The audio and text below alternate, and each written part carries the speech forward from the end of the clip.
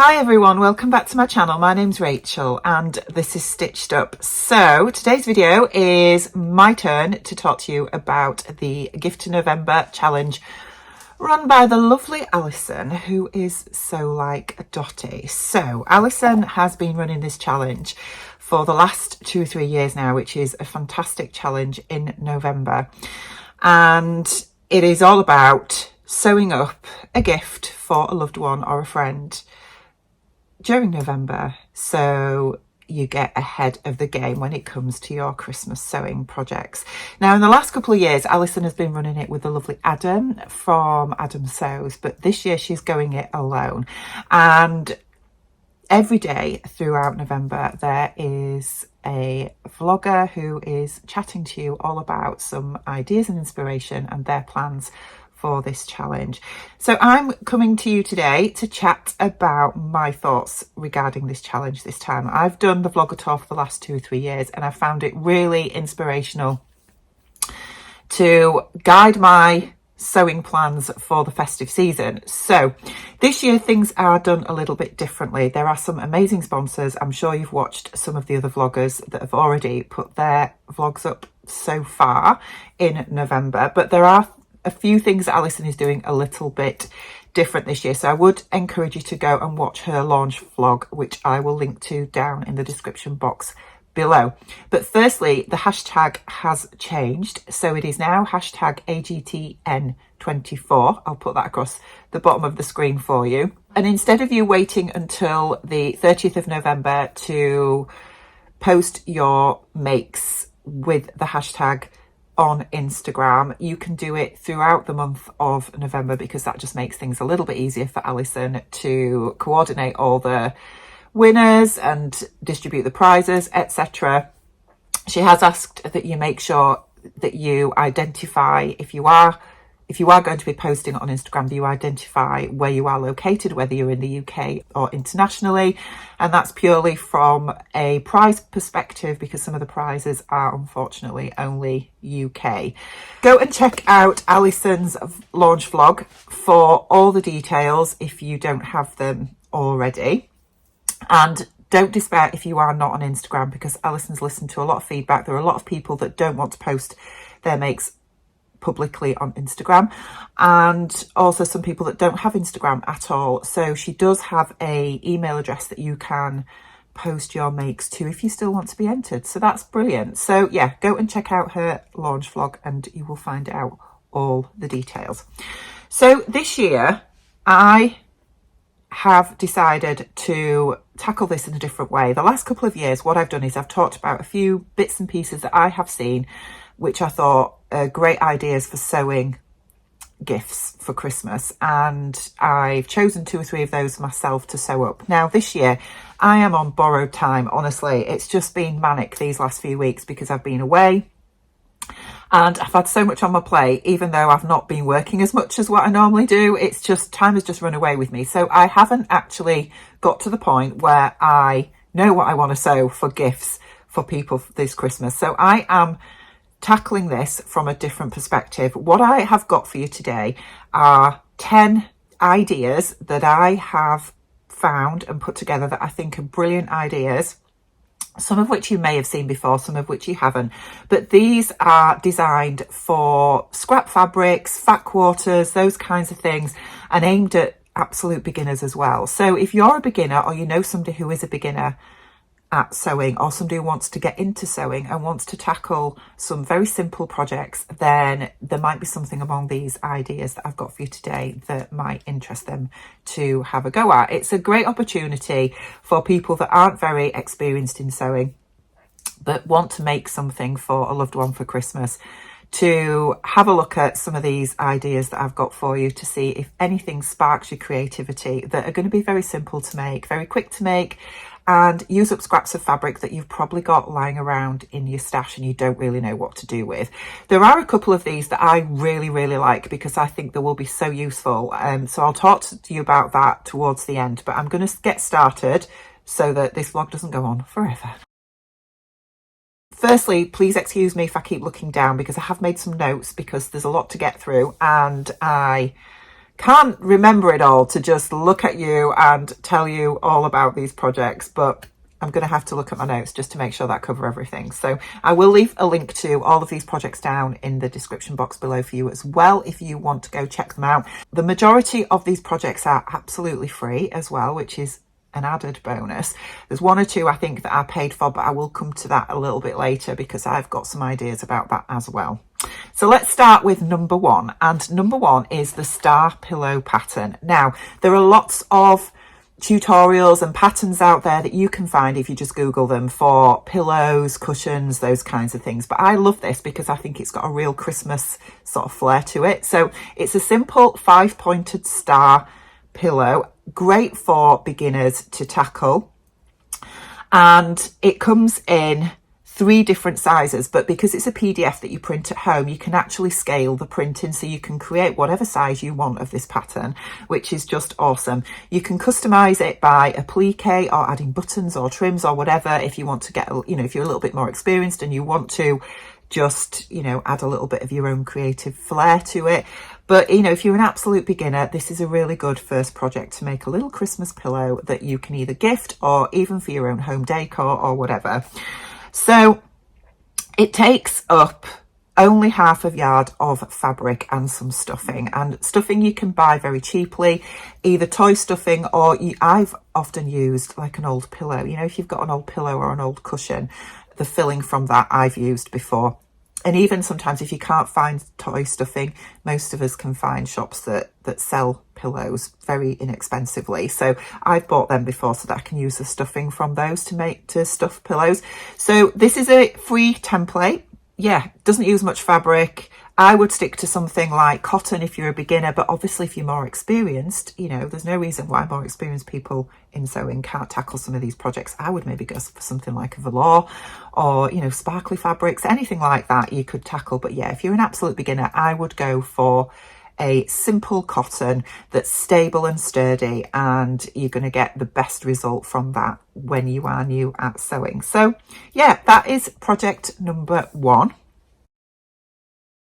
So coming up for number 2 are these mesh lingerie bags. Now, I've just been on a really lovely holiday and I could have done with some of these in my luggage. I think they're a really good practical idea for gifting or even for yourself, because who loves to gift themselves something? I certainly do. This is a free tutorial to make mesh laundry bags. The tutorial is based on the size of the zip that you use. So if you've got zips lying around in your stash that you don't really know what to do with, then you can make a fabulous little bag based on the size of the zip, essentially. So it goes through how you actually construct it, how you measure everything out based on the zip that you've got. And yeah, I would say that because this is designed to use a mesh fabric, it might not be the easiest for an absolute beginner. But if you've tackled a couple of little projects, this might be something that might stretch your skills and that you want to have a little go at. What I really love about these bags is the fact that, you know, when you're on holiday and you're packing to come home and you've got all your smalls that you've used and you want to keep them separate from the things that you've not worn, I think these bags are a really good idea to sort of contain everything, so that when you get home you can just bung it straight in the wash without having to open it. And that's why you should use like a mesh fabric for this project. Now, mesh fabric is quite easy to find, to be honest. Usually there's lots of little online stores that sell this stuff really, really inexpensively. And yeah, I have sewn with it before and it's actually easier to sew with than what you think. You've got the opportunity here as well to practice with bias tape as well. So it is probably not an absolute beginner make, I'll admit that. But I think, as I say, if you have sewn a couple of things and you want to start learning a little bit more and start learning some new techniques, then it's a really good opportunity to have a go at something like this, to be able to put a zip in, learn how to put a zip in before you start tackling dressmaking patterns, and how to attach bias binding as well. And you're going to have some really good, useful little bags that you can use to take away with you on your travels. So that is project number 2. The next project, number 3, that I have found for you that I think is a really good Christmas gift that uses up all those fat quarters that lots of us have in our stash and we don't know what to do with them, let's be honest, but you can really go to town on this, is this gorgeous little table runner. Now, I love a table runner at Christmas, and I think lots of us do, don't we, where we want to dress our Christmas tables and get out those fancy things that sit in cupboards for the rest of the year and never see the light of day. But this is a really good little tutorial to be able to make a table runner for the festive season, or you could do it for any other season as well. It doesn't have to be Christmas fabrics. You could use any other fat quarters that take your fancy. So the beauty about this is it is very, very simple, as in you're not doing lots of sort of quilting techniques or anything like that. You are literally just stacking rectangles of fat quarters together. So this is absolutely ideal for absolute beginners who want to practice sewing in straight lines, who want to learn how to attach binding, and who want to start with quilting as well, because it just uses very simple quilting lines. It's nothing technical at all. I think it's a really, really good project that's going to give you something that looks brilliant and feel like you've achieved something, but for somebody who's an absolute beginner who's not done much sewing before. So basically the tutorial for this tells you to just decide how long you want your runner to be. So you just have to measure the length of the table, whether you want it to sit completely on your table or whether you want it to dangle over the ends. Measure that and divide it by 11, and that gives you how many rectangles you need of your fat quarters to put together to create the runner that you need to fit the table that you're making it for. And you can get 2 rectangles out of each fat quarter, so then it tells you obviously how many fat quarters you need. So you can really, really go to town with creativity with this and looking at the fat quarters that you might have in your stash and playing about with textures and prints and colours and all that kind of thing to come up with a very simple design that is going to be really unique to you and your aesthetic. And I just think it's a really, really good little project to create something for a beginner that feels like you've really achieved something and just gives you that practice before you then head into more complicated projects. So again, this obviously will take as many fat quarters as you need to create the length of runner that you're trying to make. You're going to need some backing fabric as well, which again, you could just make this reversible if you wanted and just continue to use fat quarters.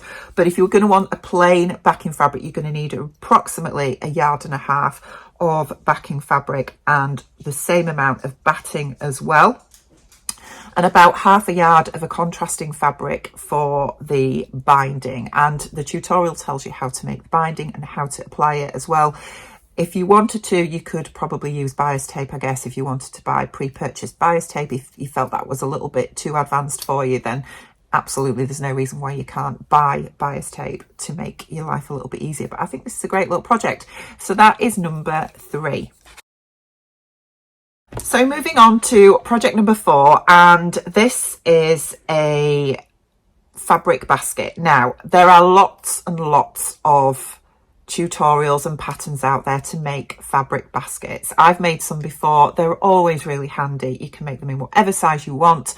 And yeah, I'm sure you've seen this done to death, but the reason I love this one is because these are baskets that fold completely flat and they are reversible and they are super easy. There's no sort of creating lots of seams and turning everything inside out. It's literally sticking 2 pieces of fabric together and either using a zigzag stitch or an overlocker if you've got one. So again, this is going to be ideal for those of you that don't have much experience in sewing. Again, it's an absolutely free tutorial and it comes in 3 different sizes as well. So each size uses 2 fat quarters. So again, you're not using a lot of fabric. It's going to be an ideal scrap fabric project. It will also introduce you to using stabilizer as well. So stabilizer is, if you know of interfacing, it's really thick interfacing and it helps you to make your fabric more sturdy so it's going to stand up. Now, I didn't know that as a beginner, and I used to see these kinds of projects and think, where do they get all these fancy fabrics from that are really sturdy, and it's stabilizer that you need to create that, which you attach between your cotton fabrics and will make it really sturdy. So that's what you use in things like bag making, etc. So yeah, it just enables you to use a really pretty fabric, pretty cotton fabric, and then make it really structured so that it holds its shape, which is fantastic. So yeah, I think this is a really, really good project, and I love this type of fabric basket purely because it means that when it's not in use, you can fold them flat and store them away. So I think they're a really, really good project. Again, I think I've already mentioned it's a completely free tutorial. I'll leave a link to it down below. Have a go at it and let me know what you think. So the next project, number 5, is a sewing machine cover and mat. Now this might sound a little bit more advanced if you're a beginner and thinking, oh my word, I can't make that. You absolutely can. What I love about this one is that you're not making two different things. You're making a cover, sewing machine cover, that actually unfolds when you're using it and then converts into a mat that has got pockets in. And I absolutely want to make one of these, because when I'm sewing and I'm looking for my seam ripper and I'm looking for a pencil and I'm looking for my snips, and I'm like this all over thinking, where have I put them, where have I put them? Whereas with this project, you've got a mat that folds down, and over sort of I mean, you'll see it because I'll put some images in here, but it's got over the lip of where you're sitting, and then you've got pockets there where you can put everything in, and they're always to hand. So I love this. I think it's a really brilliant idea. Instead of having a completely separate cover that you take off and just put to one side, this just literally folds over. It is absolutely a project that you can tackle as a beginner, and all you need to do is make sure that you get your measurements correct. That's the key thing. But this tutorial, again, is completely free and explains how to get your measurements, etc., and how to construct this gorgeous little sewing machine cover together. I think it's really, really, really good. It takes a yard of fabric for your outer and a yard of fabric for your lining as well, and then you need 1/4 yard of a contrasting fabric to create the pockets at the front, and some fusible fleece, elastic, and some buttons as well, and your usual notions. So it's a really, really good project. This would be great for gifting to somebody who you know who sews. I think it's fantastic. I absolutely love it.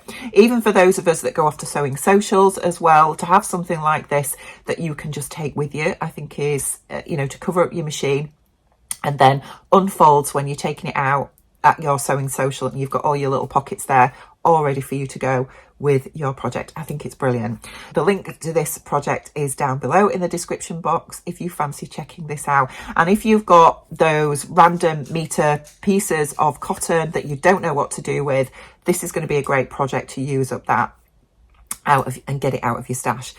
So that is number 5. Project number 6 is a great little gift that you can make for somebody for this time of year, because lots of us, as we get older, get those aches and pains, don't we? And this is a shoulder heat pad that you can make for a loved one, that they can heat up in the microwave and stick it around the shoulders, and it's going to make them all warm and cozy and help with those shoulder pains. I think this is a great gift for somebody who sews as well, because you know, sometimes when we're sewing, we're all stooped with our necks bent over our sewing machines and get those aches and pains.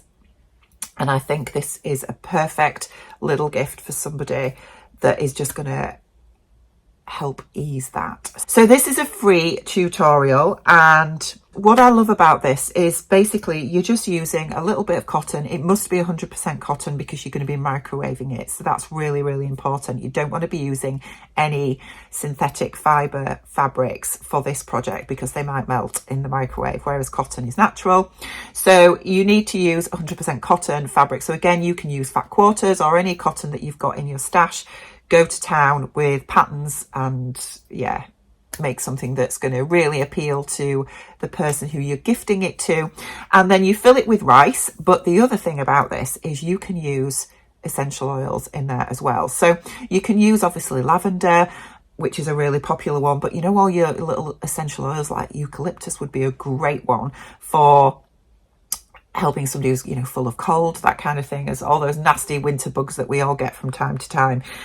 having that warmed up with the smell of eucalyptus oil to around your shoulders to unblock your sinuses is just going to be fantastic. So there's lots of really neat little ideas to adapt this to really personalize it to the person that you're gifting it to. So I think this is a great little tutorial, definitely something I'm going to be making for myself because I think I will use it loads. So that is project number 6.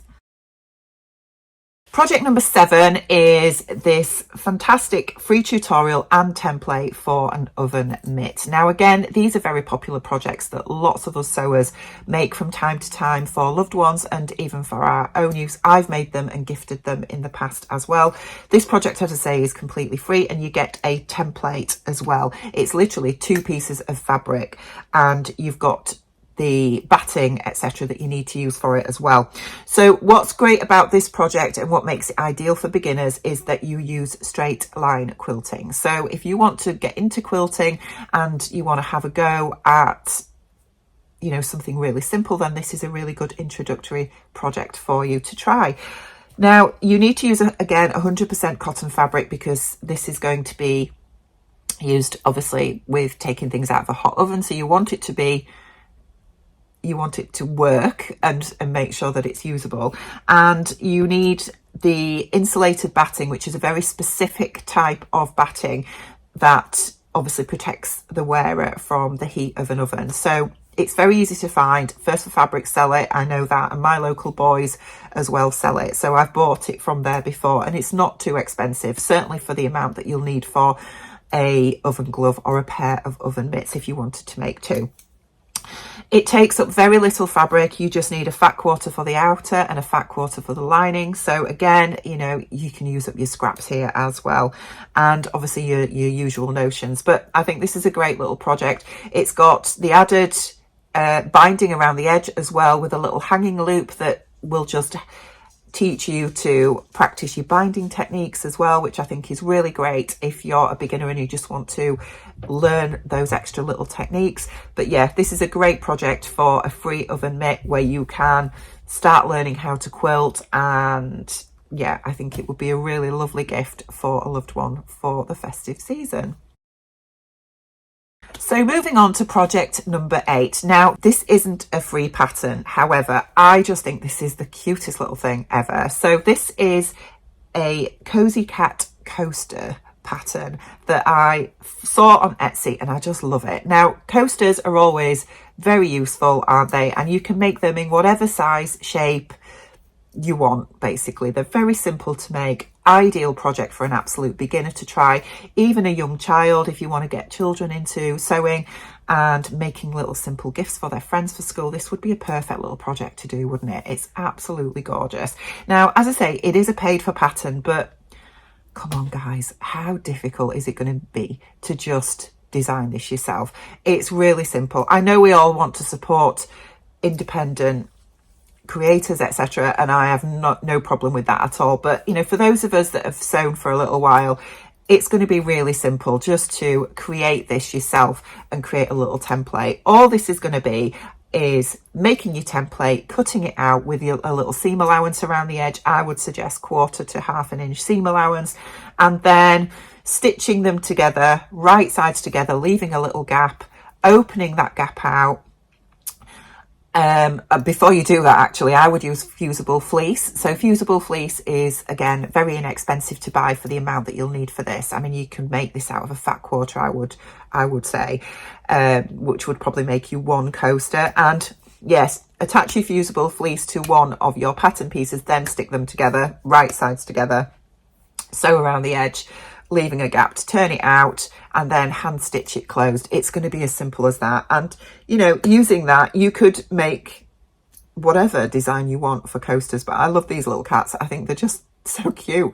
And yeah, all you're going to need is just to use a mug, see said mug here, to give you the right size that you want for the coasters. But I think this is just so cute. It's just adorable and a very easy design to replicate completely free if you didn't have the funds to stretch to buying the pattern yourself. And again, a great little project for young children to make for their friends to gift at Christmas time. So project number 9 is an apron. Now, there are lots of patterns for aprons out there. I've made aprons in the past myself, and I think this is a great one for a beginner that just wants to learn something that's a little bit different, wants to practice some sewing techniques, but on an easy project that is going to give them a really lovely gift to give somebody for Christmas. So what I like about this apron is that it, again, it's a completely free pattern. And it's got pockets on the front, but it's also got gathering, which is unique. I've not seen that before, if I'm honest, in an apron. I think it's really cute. So if you're a beginner that wants to get into dressmaking and is thinking about making gathered dresses, but is a bit overwhelmed by the fitting aspect and all that kind of thing, this might be an ideal project to try, because there's going to be no fitting involved with this because it's just an apron, but it gives you an opportunity to practice your gathering technique, because it is a technique that when you're a beginner, you can easily make loads of errors with. I used to do that loads. Whenever I was gathering as a beginner, I would end up getting the fabric caught and I'd have to unpick it, and then I'd stick my unpicker through the fabric and it would be ruined and I would be tearing my hair out and screaming and all that malarkey. But this is going to be something that is going to help you learn that technique. So I think it's an ideal project. Again, this is completely free. And what's great about this is there is a YouTube tutorial for you to watch as well. So you can watch and sew and learn at the same time, which is just brilliant. So you need 1.5 yards of cotton fabric to make this apron. I mean, you could use other fabrics as well, but I would suggest if you're a beginner, I would stick with cotton or a poly cotton blend at least. I think that's going to be the most easy fabric to work with and to create those lovely little gathers as well and really hone that technique. You also need about 1/2 yard of fusible interfacing for this as well. But yeah, perfect little project to try as a beginner that's going to give you a gorgeous little apron to give somebody for Christmas. And you know, all those lovely little labels that we all buy, or well, I do, I buy loads of them. I've got a huge label stash. You know, great opportunity to personalize it to somebody, isn't it, and stick one of those cute little labels on as well. And yeah, you've got a gorgeous little gift for somebody for Christmas. And then my final project that I've got for you, which is project number 10, is another free pattern, and this is by Noodlehead. Noodlehead are a designer that makes lots of bag patterns. They're very popular in the sewing community at the moment. But you know, as I mentioned earlier, I have just recently been on holiday and I could have done with one of these, because every time I go away, you know, your toothbrush.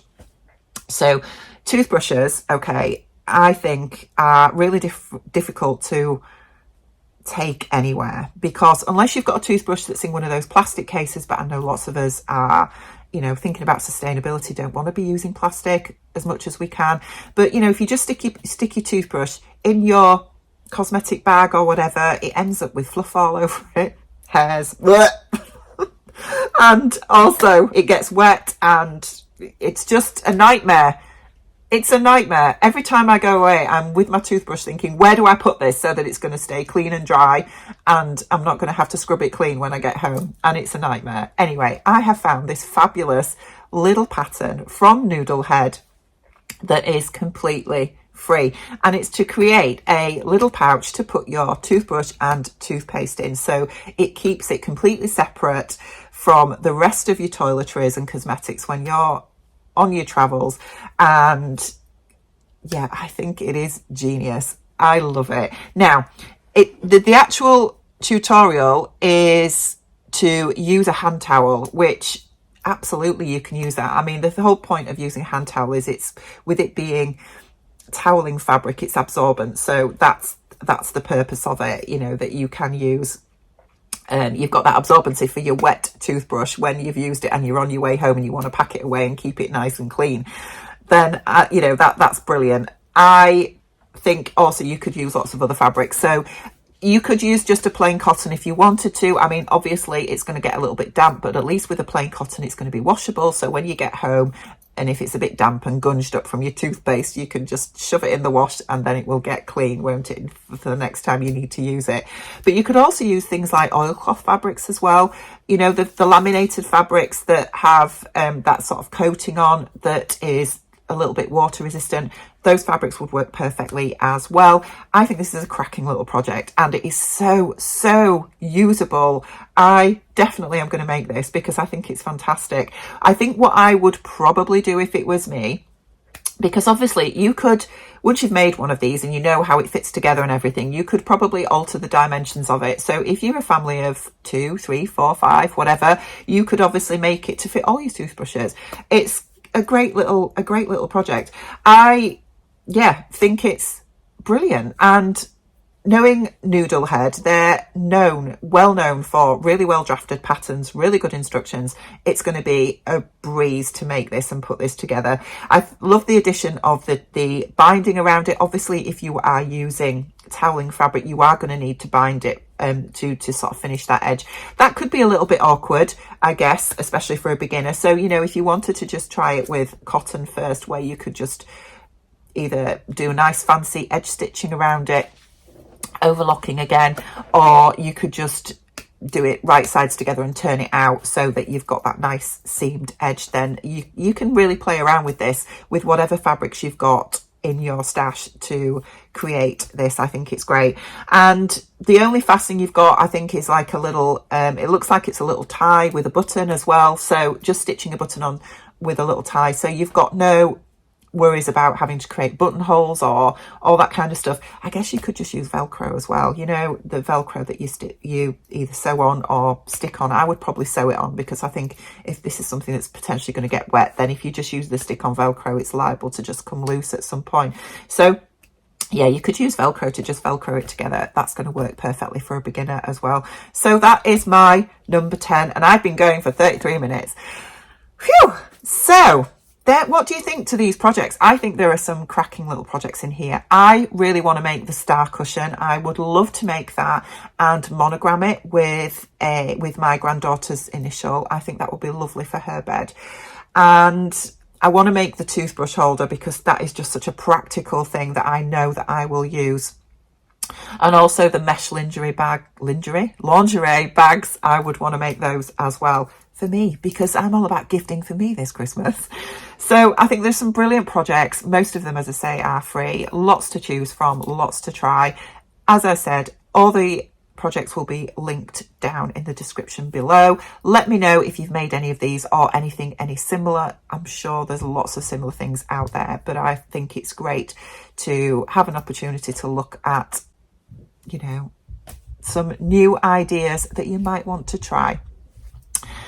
So don't forget, if you are entering this challenge, you can upload your finished projects to Instagram at any point throughout November. You don't have to wait till the end of the month. If you aren't on Instagram or you don't want to upload, you can just email your projects to Alison.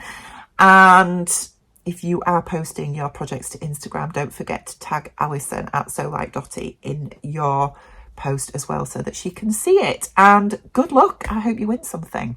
Right, that's it from me today. I hope you've enjoyed it, and I will be back with you soon. Take care. Bye.